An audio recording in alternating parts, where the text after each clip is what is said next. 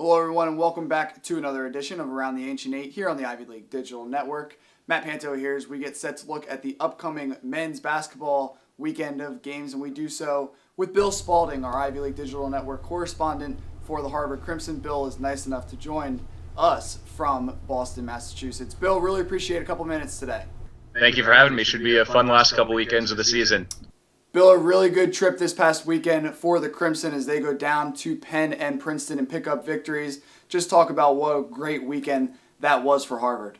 Yeah, it was a huge weekend for them, not only to keep first place in the Ivy League, but anytime you go on that Penn-Princeton road trip and you come back with 2 wins, you feel pretty good. Harvard got great play at the Palestra on Friday night from Siani Chambers, who ended up getting Ivy League Player of the Week honors. And then that Princeton game was really a tough one. And so not only the fact that they won there for the first time in so long, but they were trailing in the first half by double digits. The offense really struggled early on, but at halftime they seemed to really regroup, and the defense in the second half spurred them forward. They held Princeton to 18 second half points. They got good play from Brandon Curry down the stretch as well. So to get that big win and head back to the final home weekend of the regular season with 2 wins, I think they're really pretty happy about that. Bill, everybody wants to make comparisons to last year's team. How is this team different and similar to last year's team? There's definitely a lot more similarities than there are differences. The only starter that they lost from last year's team is Christian Webster, who is still on the bench, actually, as an assistant coach now this year for Harvard.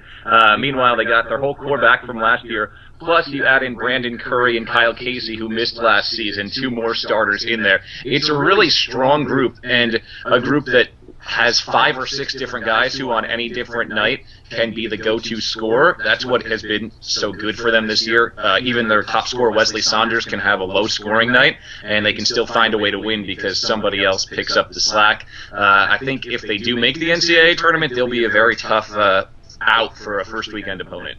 14-game tournament really starting to take form now as we have a couple of weekends left. How do you see this thing playing out? What are the crucial games that have your eyes this weekend?